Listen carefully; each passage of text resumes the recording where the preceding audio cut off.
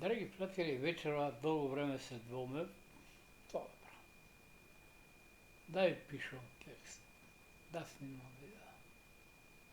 За видео се одлучив, мислим, мое видео враќање, од една причина, треба пренова да пишам, анализата е предолга, но на сето ово ме натера нашите домашни, светски аналитичари. Зашто се работи? За Казахстан. Казахстан не е случаен, тоа е голема шаковска игра, што би рекли на глобална сцена, или голема симулантка на председател на Руската федерација Владимир Путин. Зашто велам дека он позади ово сценарио што се случува со Казахстан не стои сам. Само се избрза и како кртови легува на површина. Многу интелигентен потез беше на Владимир Путин пред разговорите. Да не забравиме на САД, на Русија со НАТО, кој за 12 да случува, да 13 Европската унија. Зошто е тоа?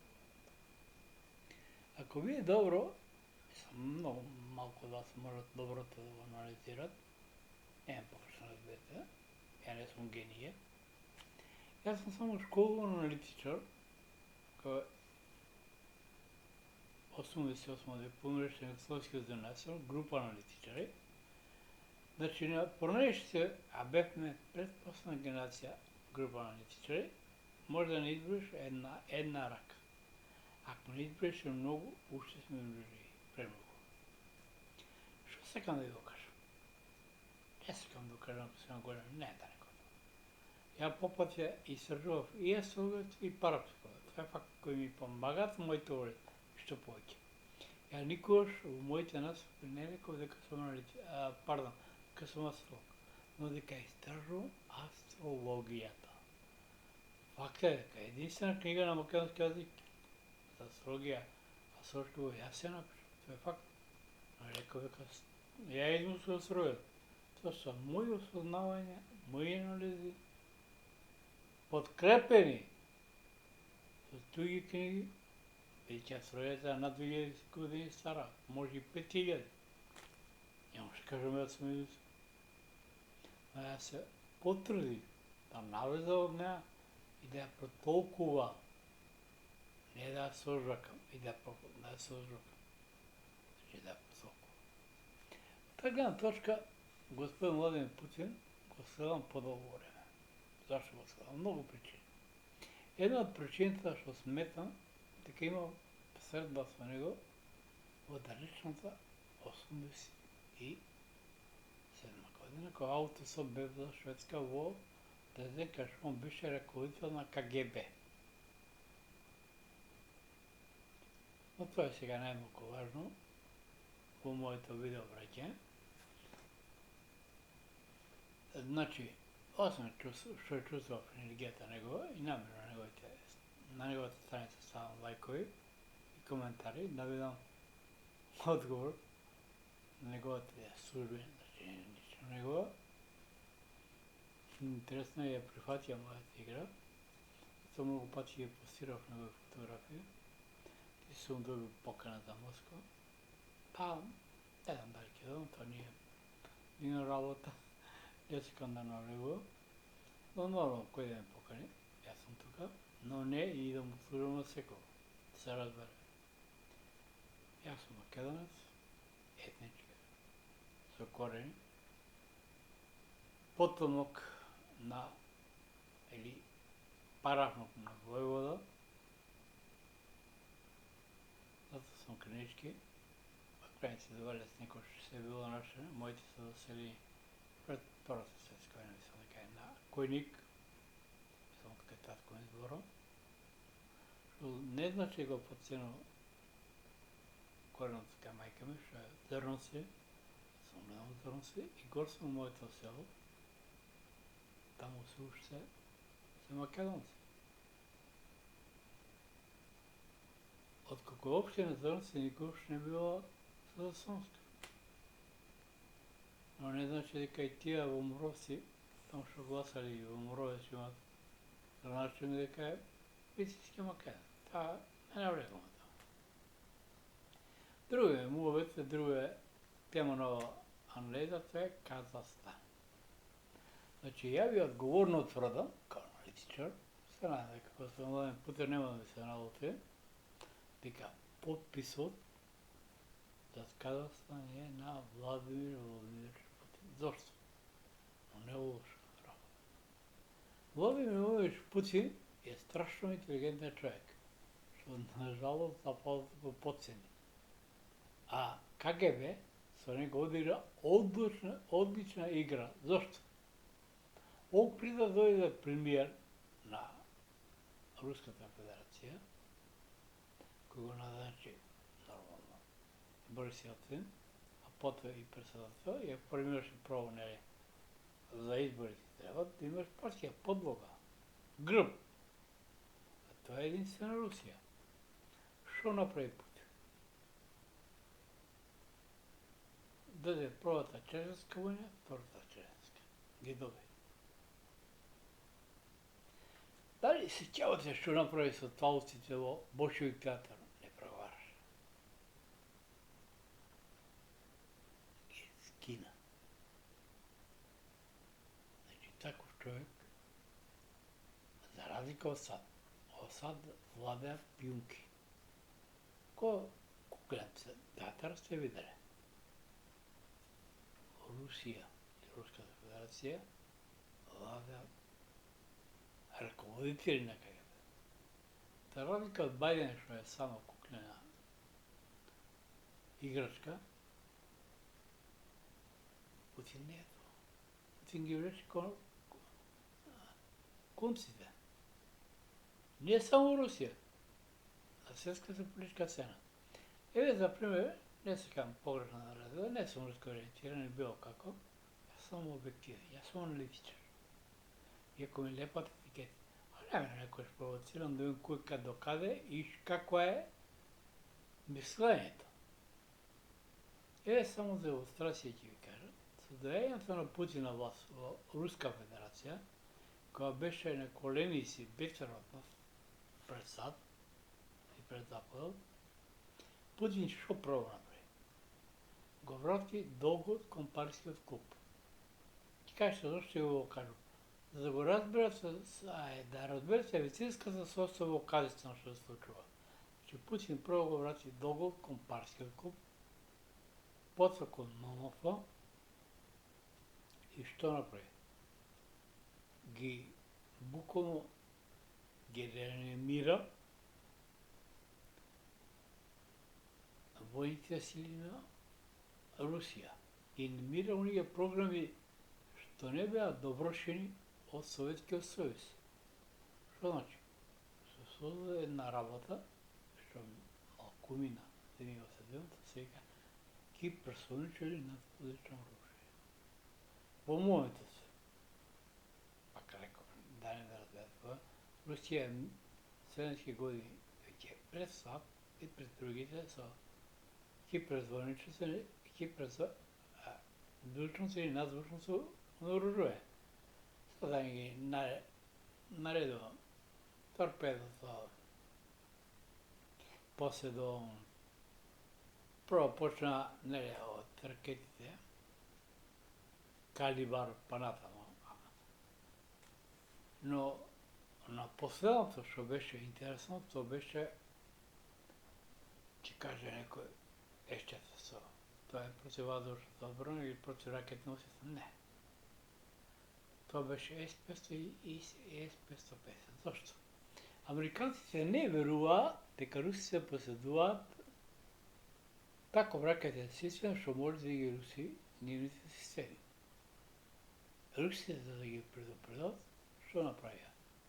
Срушија еден сателит кој беше од времето на СССР постае, значи, со своето 550. И тогаш САД забележа дека Русија поседува веќе неколку бази со противракетно, како да ви кажа, тоа е противракетен систем, што би рекли другите, или С-550, значи што руши сателити, исто и С-500 може. Но што разлика од С-500, С-550 може да ги пресетува надзвучните или што викат хиперсонични ракети. Што значи? Сателит е немоќен кој е во прашање Русија и нуклеарната војна со Русија.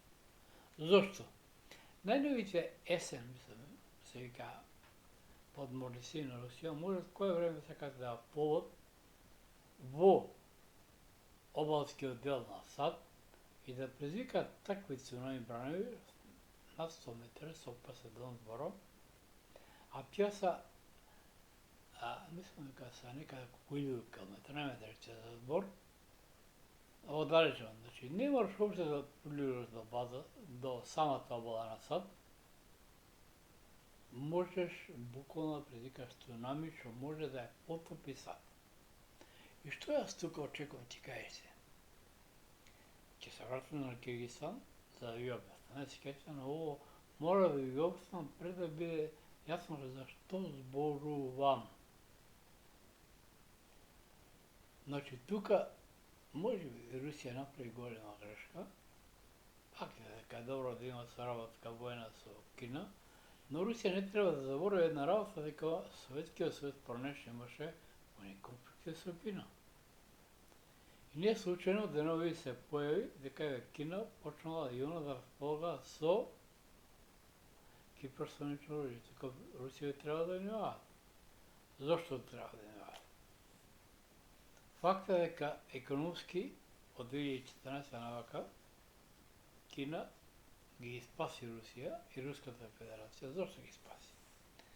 Кина пред некои 4-5 години, значи пред да почне проектот Силата на Сибир, она вложи, или буквално на Руската федерација, $400 милиарди,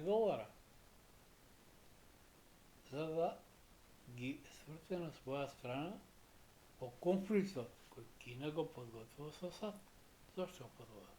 За тој конфликт, знаем дека нема да е нуклеарна, иако сад е многу лесно да изведеш нуклеарка без да имаш нуклеарка. Зошто е тоа? На обична балистичка ракета, ако го погоди Елусон, ќе има цел свет, да се разбереме. Последици, но во 10, мислам, беше 1 километра, ќе има лава околу, колку беше 20 метра, не ме да се забор. Значи, вие кој се посвати генеција, подсетте на Черебо, која влијание имаше со една обична нуклеарка што имаше дефект во Украина. Што сакам да ви кажам? Дека Кина се врзала со Русија од една едноставна причина, нив и требаше грб. Русија е, може би не е многу пат реков економска сила, но Русија да не забравиме. Тоа са 2/3 од природните ресурси на земјата. Казистан, сега да се врата него, за да не ги откривам сите карти, на македонскиот пријател, не забравите, Владимир Путин. Кажете зашто. Тој е пријател не на Македонија, на македонскиот народ. Значи не на Северна Македонија. Најавно ви објавив и картава на Руската федерација. Значи нивната база, малку потполовина, бидете трпеливи, за да ви биде јасна ситуација. Значи не случајно Солун, председништвото Русија окупирана, го закупи, не го купи, немаше потреба. Значи и не случајно. Вие изјавите на господин Владимир Владимирович Путин. Писменост во Русија дојде од Македонија. И втората изјава, кој ги наукили, што българите, расови българите, кои не знаат каде и се обачени нивните корени, славен македонски рад ги разради, некои богатели, и научи грците. А тамо е токму купено пристанището на Русија. Ја ви тврдам, може би, веројатно нема да знам жив, ама се надам дека многу број ќе се случи, ќе видам сведок на тераса, ви тврдам, дека Владимирович Путин ќе ги спои Егејскиот и Вардарскиот дел на Македонија. Зошто? Да исправи грешката на Катерина Велика и на царска Русија, кога создаде проектот Састеманска Бугарија. Тој беше проект контра создавањето на Грција 1830 од Франција, Англија и западните сили.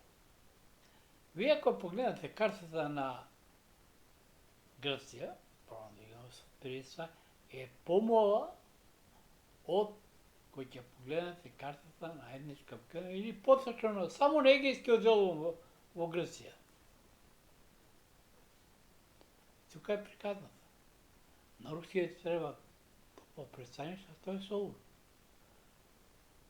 Иначе, за да бидеш добар аналитичар, многу од вас, што се прати аналитичар, знаме за кафански му обечи, треба да знаат добро историјата. Значи, Македонија, да се разбере, е малата врата ко Азија и Африка, а додека Турција е големата. Што значи тоа? Оној што е држал Македонија е држал Европа. Затоа Турција последна е пушта Македонија во своите раце. Не за друго. А друго што ние македонци ќе носиме проклетство од Филип II наваму. Зошто? Зашто го убива неговиот син Александар Македонски. Ќе кажете како го убива? Не. Он преку недобриот другар го убива неговиот татко. И за да го закрие своето убиство, го убива тој другар. Затоа е тоа што проклетство. Иначе, трагикомично ми се Бугариве, но не е, тема премногу ќе биде долго видеото, нема да ми слушате на крај. Да се вратам на Кыргызстан, ова ќе остане друго. Значи, Кыргызстан е многу битна алка во руската безбедносна сила и во руското влијание. Зошто? Ако земете, ова намерно малку ќе извинете малку во момент,